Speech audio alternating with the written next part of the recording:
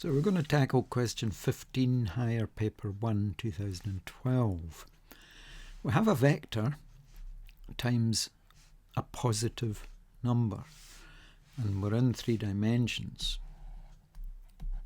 So let's suppose this represents the vector 3 minus 1, 0. If you're in 3 dimensions, from some angle or other, you're lying on your back looking up at the thing or whatever, it'll look like that.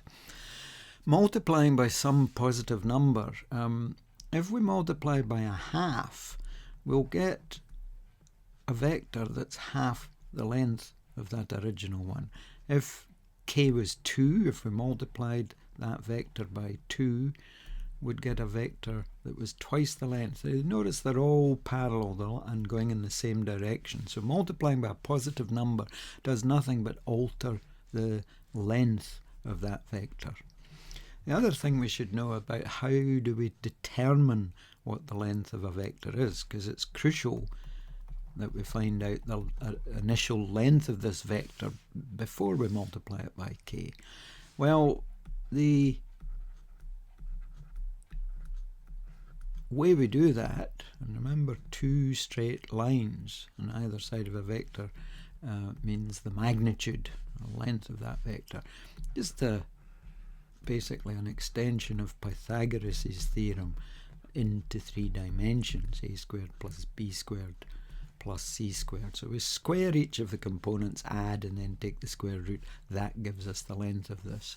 So let's first of all work out what the length of 3 minus 1, 0 is. So it's square root of 3 squared plus negative 1 squared plus 0 squared. 9 plus positive 1, negative 1 times negative 1 is positive 1. 9 plus 1 plus 0, that's 10. So it's the square root of 10. So this has a length square root of 10. Unit vector has length 1. So if this original vector has length root 10, and we want a vector that's parallel to that has length 1, we're going to have to divide the length by root 10 to get a length of 1.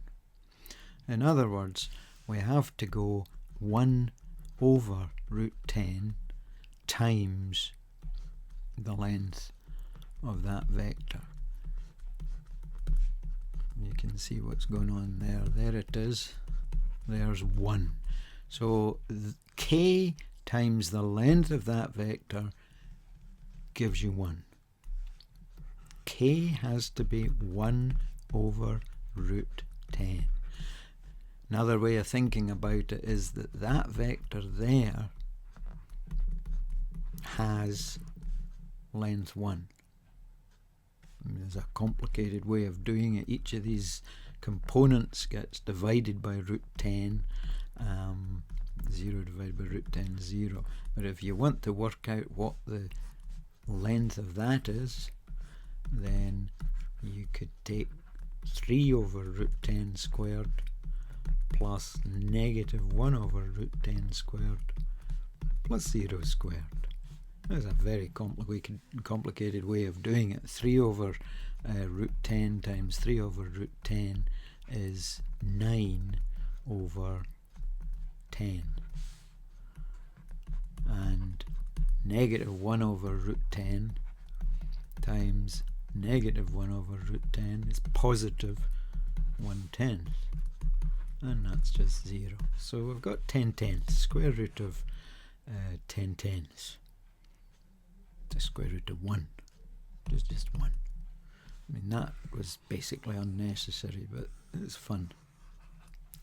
So k is 1 over root 10. Let's have a look at the choices we're given, if we can see them through all this mess. There it is, D, 1 over root 10 is the choice. That's correct.